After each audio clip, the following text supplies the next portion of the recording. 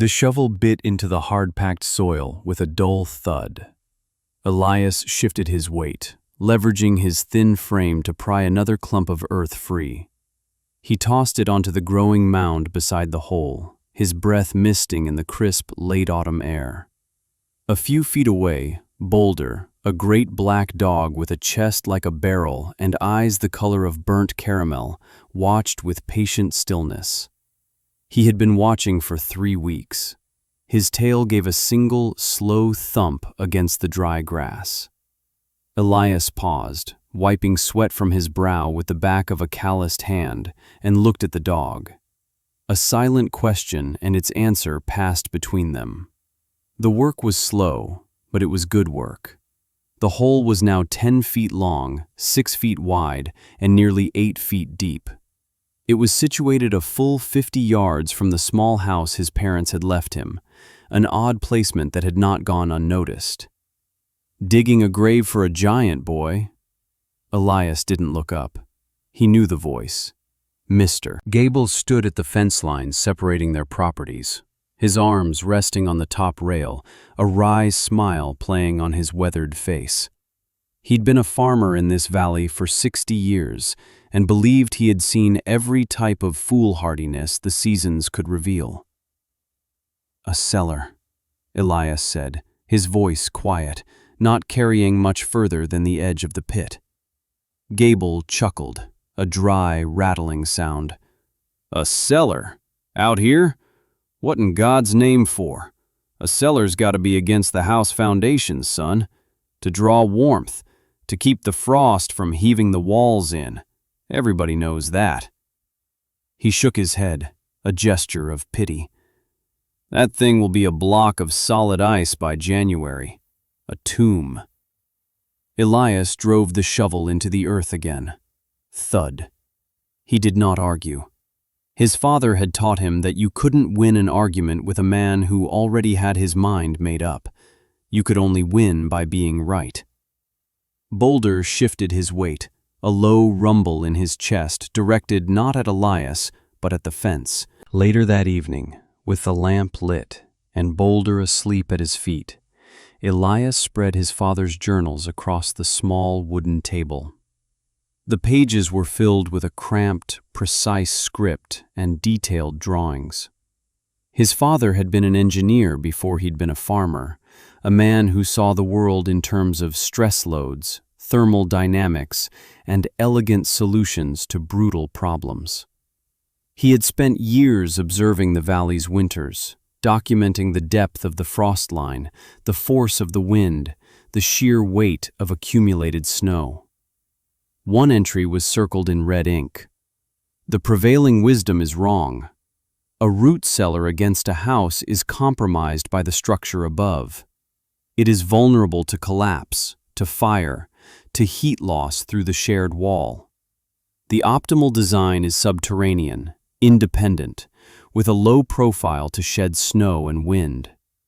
The entrance must be angled. The ventilation must be indirect. Depth is the key. Below 12 feet, the Earth's temperature is constant. It is a source of warmth, not a thief of it." Elias traced the drawing of a domed roof and a baffled air intake. He had read these pages 100 times. He was not digging a cellar, he was building a shelter. He was building according to the meticulous, lonely calculations of a dead man. The work continued. The days grew shorter, the wind sharper. He finished the excavation, 12 feet deep at its center, the earth packed as hard as stone at the bottom. Then came the foundation, not of concrete, which his father's notes warned could crack in the deep cold, but of fieldstone. He spent 2 weeks hauling stones from the creek bed, one by one, on a wooden sledge. 116 stones, each chosen for its flat faces and heft. He learned their individual weights, the way they settled into the dirt, the particular ache in his back that each one cost him.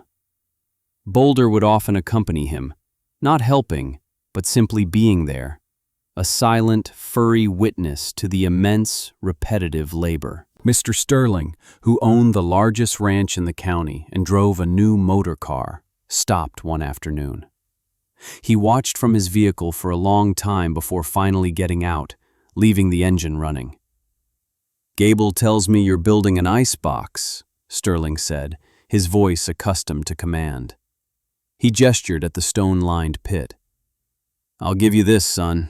You're not afraid of hard work, but it's misplaced. That's the craziest thing I've ever seen. What happens when 2 feet of snow falls? How do you even find your door?" "I have a plan," Elias said, carefully setting a heavy capstone into place. His hands were raw, the knuckles split and bleeding.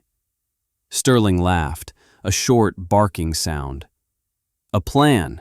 Well, I have a plan too. It involves a well-stocked larder, a cord of seasoned oak, and a house with walls 2 feet thick. You'd have been better off spending your autumn reinforcing your own roof."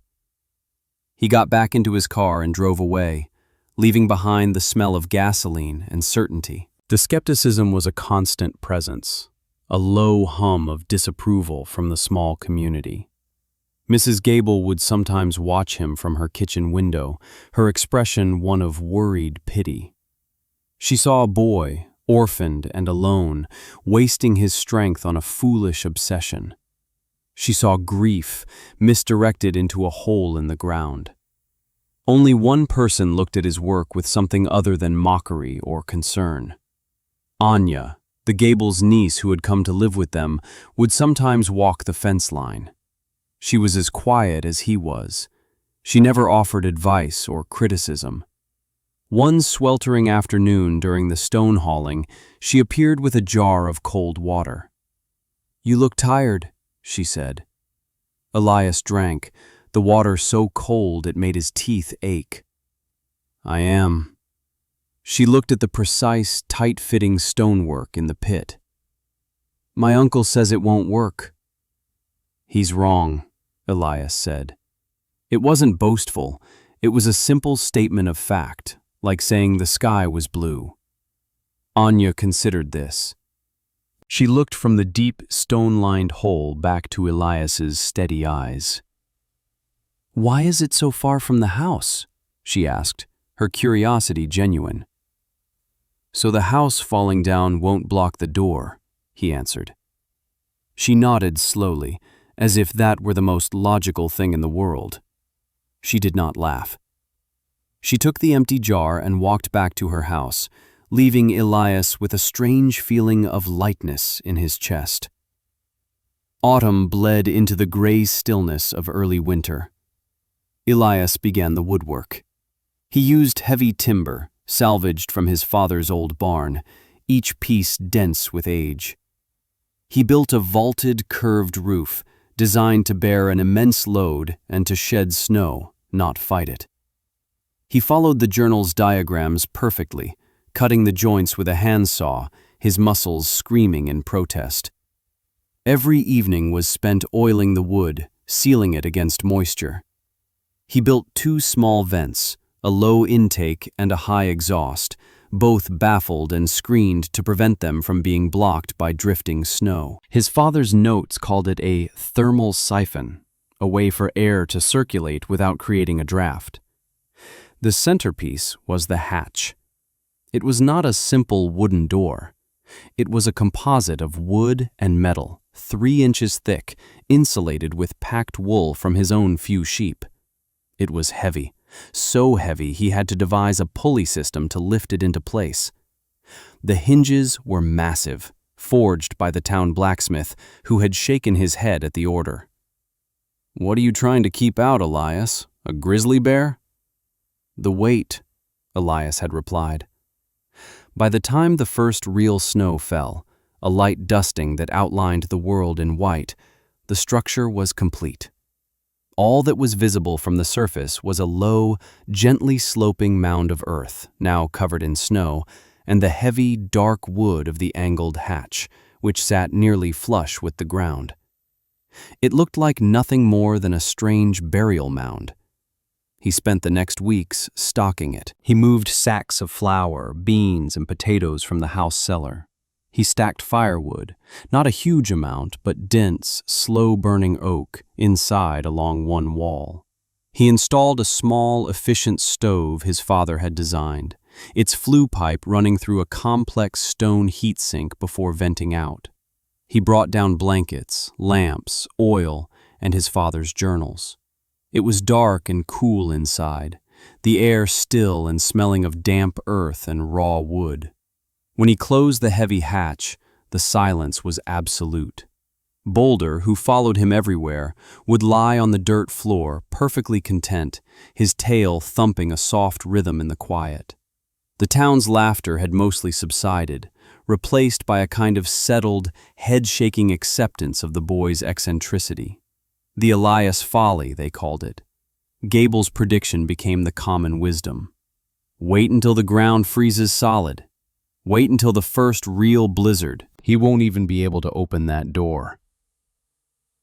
The signs of a bad winter were there, for those who knew how to read them. The squirrels were frantic, their caches overflowing. The geese flew south 2 weeks early. The old-timers felt it in their bones, a deep, aching cold that promised a season of unusual cruelty. Elias felt it too. He watched the sky, he watched the animals, and he continued his preparations. He banked the foundation of his small house with hay bales. He checked the seals on his windows, and every day he opened and closed the heavy hatch to his shelter, making sure it moved freely, clearing the light snow from its edges. He was not afraid. He was ready. The sky turned the color of lead 2 days before Christmas. The air grew unnervingly still, and the temperature began to drop. It was 5 degrees by noon, then 0 by sunset. A bitter wind began to pick up from the north, a low moan that rattled the windows of every house in the valley. The radio called it a Siberian Express, a weather event of historic proportions. They spoke of feet of snow, of wind chills that could kill a man in minutes. No one paid it much mind. They had seen blizzards before. The snow began that night, small, hard pellets driven almost horizontally by the wind. By morning, a foot had accumulated, but it was the wind that was the true enemy. It was a physical presence, a shrieking, relentless force that scoured the landscape. It pushed the snow into massive drifts, burying fences, roads, and the entire world under a shifting sea of white. Elias sat by his fire, Boulder at his feet. He had brought the dog inside hours ago. He listened to the house groaning under the assault. He watched the snow piling up against the window panes, plunging the small room into a dim, perpetual twilight. He felt the cold seeping through the walls. He was not worried about the house. It was just a house. On the second day, the wind grew stronger. The shrieking rose to a deafening roar. Sometime in the afternoon, Elias heard a sound like a cannon shot. A huge oak tree in the distance, its frozen trunk finally surrendering to the wind. He knew, without seeing, that roofs would be next. Old barns, poorly maintained houses, structures built with expediency rather than foresight. The storm was a test, and it was finding every weakness. He packed a final canvas bag with food, his father's journals, and a lantern. He put on his heaviest coat, pulled a wool cap over his ears, and wrapped a scarf over his face. He looked at Boulder. "Time to go," he said. The dog needed no convincing. He stood, shook himself, and waited by the door. Opening the front door of the house was a battle. The wind tore it from his grasp, slamming it back against the wall. A wave of fine, stinging snow blasted into the room. The 50 yards to the shelter was a journey into a different world. He could barely see 5 feet in front of him. The air was so cold, it felt like breathing shards of glass. The wind threatened to knock him off his feet with every step. He kept one hand on Boulder's thick fur, the dog a low, solid anchor in the white chaos. He found the hatch by memory, by the slight rise in the terrain. It was already covered by a deep drift, but its angled design had worked. The snow had flowed over it, not piled directly against the vertical edge of a conventional door. He dug frantically with his hands, clearing the edge of the hatch. The wood was cold, but the hinges moved. He braced himself and pulled. The heavy door swung open, revealing a black square of perfect, silent darkness. He and Boulder scrambled down the short flight of earthen steps. Elias pulled the hatch closed behind him. The roar of the storm was cut off instantly. The silence was so profound it rang in his ears. He lit the lantern, its golden light pushing back the subterranean gloom. It was cold, but it was a still cold, a manageable cold, nothing like the lethal, wind-driven chill outside. The air smelled of earth and safety. Boulder circled once and lay down with a contented sigh. Elias lit the small stove. Within half an hour, a gentle, radiant warmth began to fill the small space. He was safe. The plan had worked. He had no idea what was happening in the rest of the valley. He could only wait. The storm was the judge and jury for his father's theories. He sat on a low wooden bench, listening to the silence, feeling the deep, steady peace of the earth around him. He had done the work. He had honored the knowledge. The rest was out of his hands. For 2 days, the world was the shelter.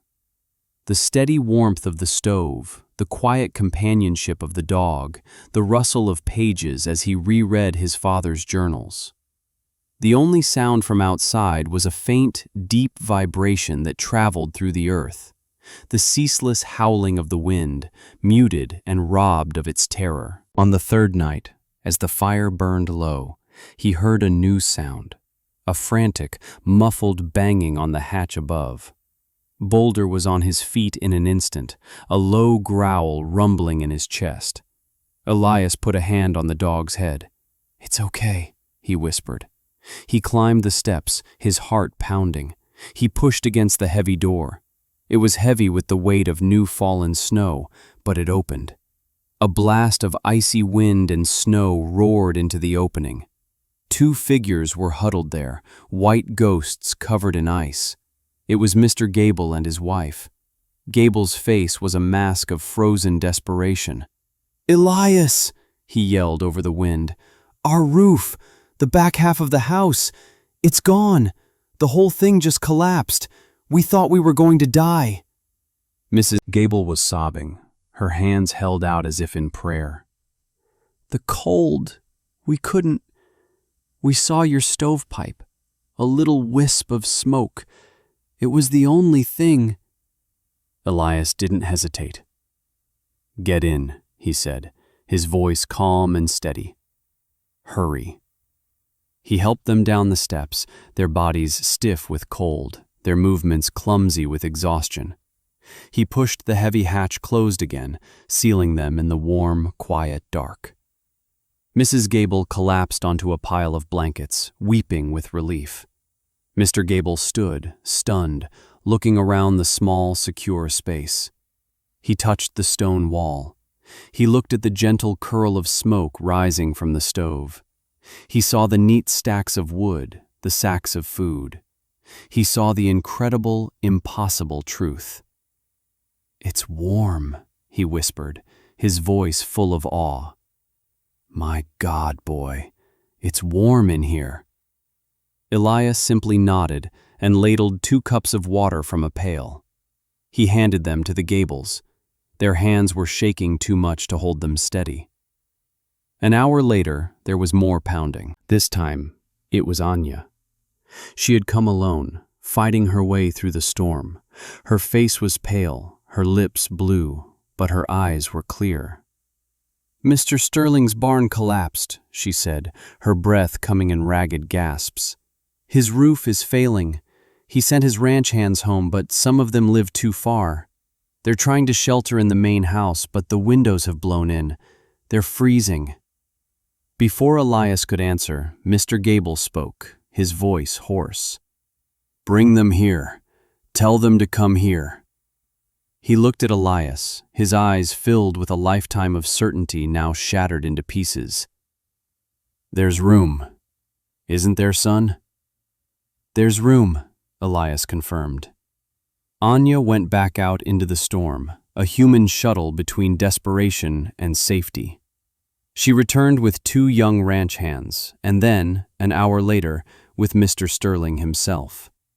The wealthy rancher looked diminished, his expensive coat torn, his face etched with fear and disbelief. He stumbled into the shelter and looked around, his eyes taking in the simple, life-saving logic of the construction. He saw the Gables, huddled in blankets. He saw Elias, quietly adding a piece of wood to the stove. The small shelter was crowded now, 8 people and a large dog packed into the earthen room. But it was a community of the saved. The air was warm, thick with the smell of damp wool and wood smoke. Mrs. Gable, having recovered, organized the blankets.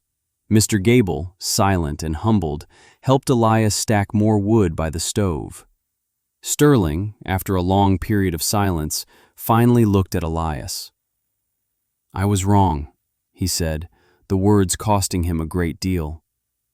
"I was a fool. This place, you saved us." Elias just nodded. He didn't need the apology, but he understood that Sterling needed to give it.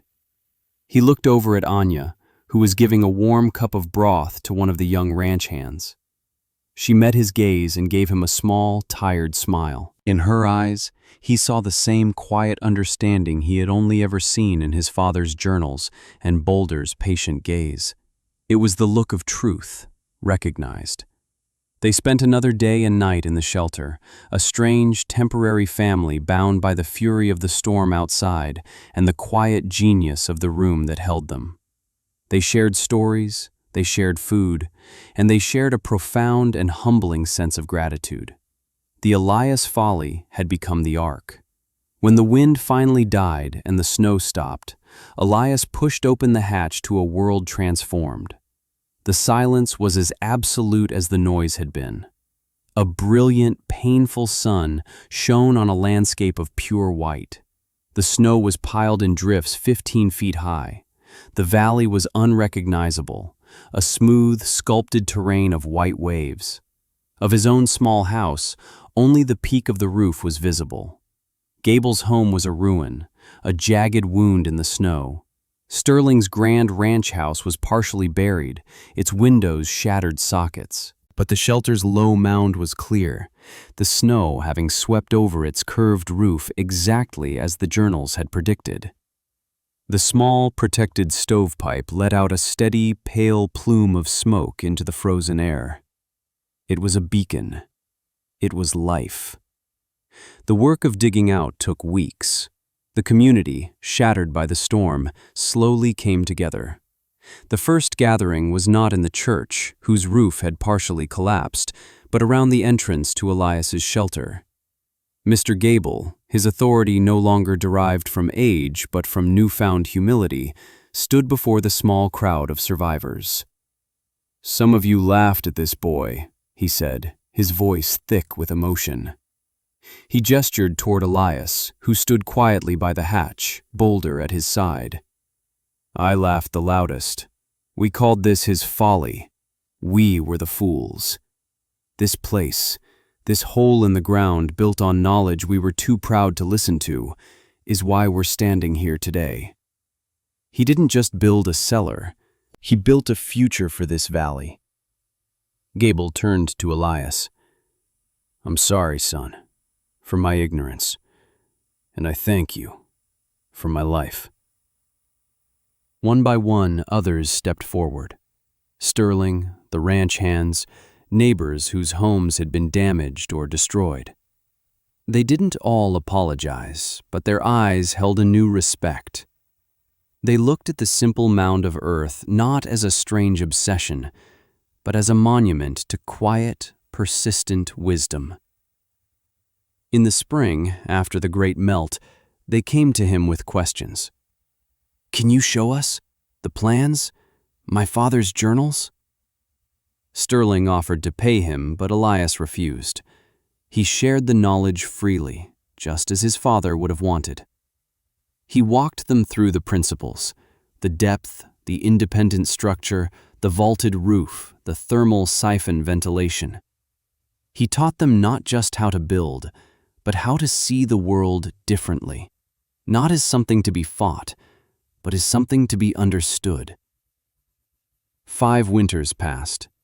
The valley changed. Dotted across the landscape, near a dozen homesteads, were new, low mounds of earth. Each was a copy of Elias's design, a quiet testament to the storm that had almost destroyed them and the knowledge that had saved them. The community was stronger, more resilient, connected by a shared vulnerability and a shared solution. Elias Folly had become the valley standard. Elias and Anya married in the second autumn after the storm. Their life was quiet, built on the same principles as the shelter: simple, strong, and honest. Boulder grew old, his muzzle turned a distinguished gray, his movements slow and deliberate. He still followed Elias everywhere, a shadow of steady devotion. One cool summer evening, when Boulder was 14, he lay down in his favorite spot by the hearth and did not get up again. His breathing was shallow. Elias and Anya sat with him, their hands resting on his thick, familiar fur. There was no struggle, no pain. He simply drifted away, a peaceful end to a loyal life. Elias carried him outside and buried him on the gentle slope of the shelter, the place that had been their first shared project. He carved a simple stone marker: Boulder, a good dog, a silent witness. Years turned into decades. Elias grew into the quiet elder of the valley. His hands, though gnarled with arthritis, still remembered the feel of wood and stone. His hair turned white, but his eyes remained clear. He didn't talk much, but when he did, people listened. He spoke of frost lines and load-bearing walls, of patience and preparation. He and Anya raised 2 children who grew up playing on the soft, grassy mound of the first shelter, understanding its significance in their bones. When Elias was 78 years old, he passed away in his sleep, in the sturdy house he had rebuilt with Anya 50 years prior. The entire valley came to his funeral. They did not bury him in the church cemetery. They buried him beside Boulder, on the slope of the structure that had defined his life. Mr. Gable's son, now an old man himself, carved the headstone. It was made of the same kind of fieldstone Elias had hauled from the creek all those years ago. The inscription was simple, echoing the man it memorialized: Elias Thorne. He had a plan. Long after the names of the people he had saved were forgotten, the structure remained. The low mound of earth became a permanent feature of the landscape. In the spring, it was covered in wildflowers. In the winter, a smooth drift of snow would form over its curved back, a white shell protecting a core of quiet, enduring strength. Children, generations removed from the great blizzard, would use its gentle slope for sledding, their laughter ringing out in the cold, clear air. They didn't know the full story, not really, but they knew it was a safe place. They knew it was home. It had worked. It was still working.